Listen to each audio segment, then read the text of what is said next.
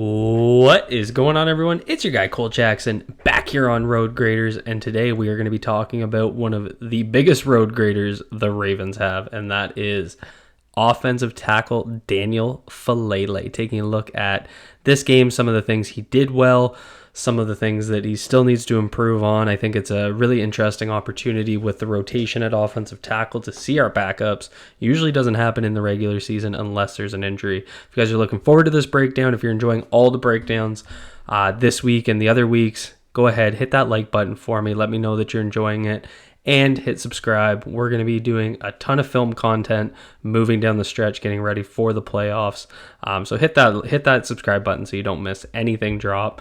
We're going to start here with a couple of pass sets, really taking a look. And so if you guys go back to other videos I've done on Faalele, especially from the preseason, you'll know that one of my biggest critiques was him getting out of his stance and playing with quickness, given that he's massive and that he's a little bit slow-footed, the snap timing. We've seen this a ton this year around the NFL, looking at guys like Lane Johnson, Jawan Taylor, all the talk about whether or not they're having false starts. They're winning their matchups so often because they're getting off the ball. So that's something I really want to focus on here with Faalele.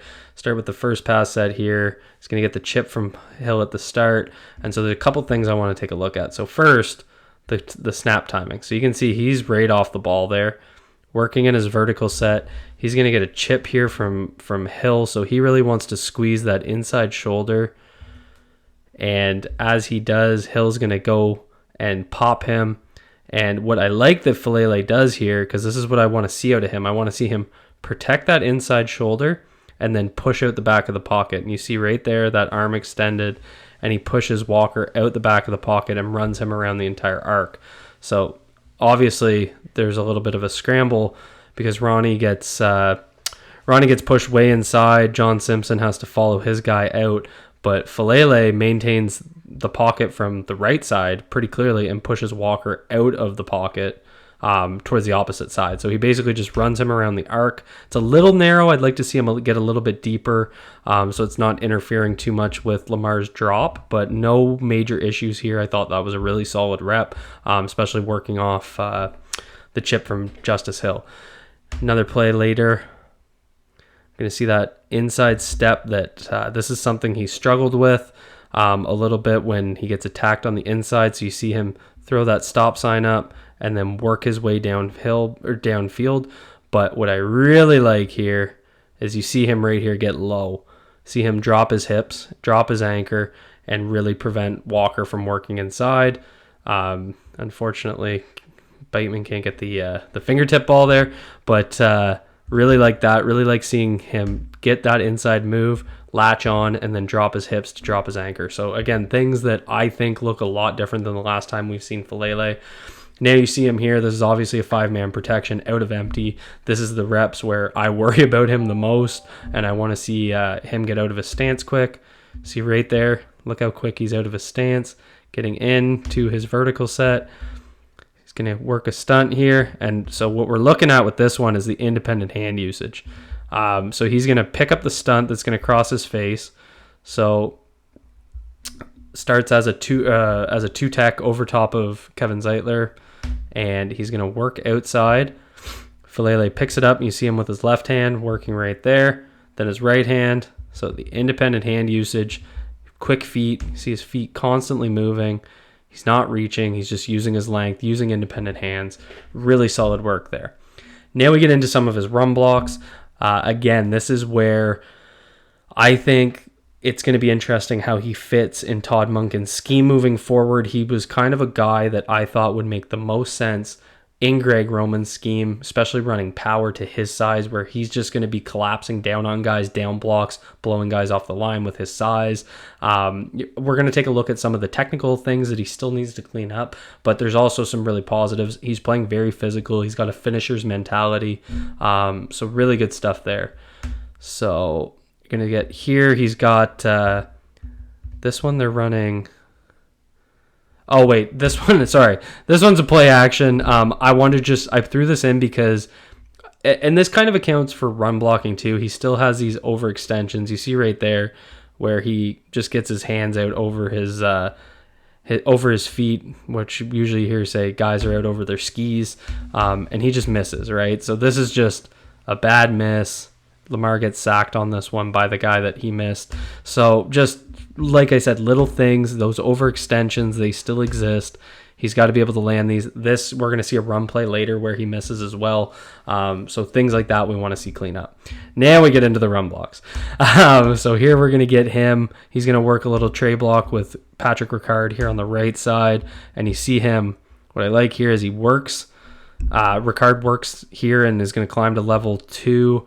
And Faalele, you see him use his length and then start to move up to seal that block. And that's right where Justice Hill goes through. So really, it's a double team, so nothing too fancy here. But what I like is once he gains that leverage to the right side, he takes his right hand and then he gets his feet up moving. And so what we've seen a lot in the past is this would happen, but then Faalele doesn't overtake the leverage. So as Ricard moves on, you can see him right there into the second level now, into the linebacker. Faalele would not seal his guy and keep moving upwards. So seeing that here, really positive. That's the kind of stuff I want to see from him. Now we get down in the red zone. See similar play to what we just talked about. I like his wide hand approach here. See him stick his right hand right under the outside chest plate of 96, and then he collapses down on his guy. And this is what I'm talking about with that finisher's mentality. He's down blocking here. You got Ricard coming across. They're running basically a split zone here. And he just absolutely collapses on his guy, takes care of business. Unfortunately, Charlie Kolar on his side gets absolutely walloped by Trayvon Walker. Walker blows up that play. But Faalele did his job. I love just seeing him take guys to the ground in the red zone, specifically on the goal line. Just completely take your guy out of the play. Here we're going to see a nice little push out. Trayvon Walker's trying to set the edge here against him. And what I like is when that happens, they can still create a crease, right? Because they're running zone here, but that inside cut can be open if and you see Faalele work his left hand right into the inside shoulder pad and basically take him out of the play there. So he has to cut up here. Well, he didn't really have to cut up. I kind of question whether or not Justice Hill read this right, because it looks like he could fit right between Faalele and Zeitler, and Faalele seals it really well for him. And you can see Zeitler and Linderbaum working their way. So I don't know if he sees that DB that you see at the top on the right side of your screen right now, and that's why he cuts up. He also cut up way too far.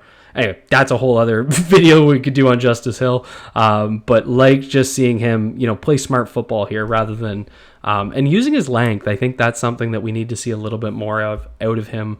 I think this is the play where we're going to see him overextend again. Yeah, so it's the same play.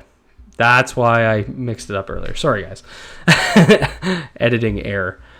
And so we're going to get another one here. And this is something where he's squeezing double teams. We saw him have the successful tray block. We're going to see him work a deuce block here. This is something that I think he needs to do a better job of. You see him miss and overextend. So when he's squeezing this double team, he knows he's going to get the contact from Zeitler. He needs to keep his helmet on the right side of the defensive lineman. He crosses to the left side, and because of that, he's able to just walk off of him. I believe it's Davon Hamilton, former Ohio State Buck. So just, another minor thing that I'd like to see him clean up. Things where he's just kind of getting, I would say, almost out of control with over his skis. It's kind of similar to that pass block we looked at where he just overextends. It's almost the same type of concept. So still some technical things he needs to work on, but I would say things look a little bit cleaner. For me, it's all about him building consistency. Obviously, that's hard to do when he's not playing every week. This is a guy that, it could go either way. We've seen offensive linemen really develop, especially in Baltimore. You see guys like Ben Powers. It took them a few years, was able to get into a starting role. The Ravens are going to have a lot of fluidity at offensive tackle. They may need him at right tackle next year. So just the more he can play, the more he can develop. I think he needs to get a little bit lighter, shed a little bit of weight, really kind of improve that athleticism. Technically, I think he just really needs to work on being controlled with his upper body, not getting too far out over his lower body. So that's all I have for you guys today. Go ahead, hit that like button, hit subscribe if you're new here. Be good to yourselves, be good to each other. Peace out, everyone.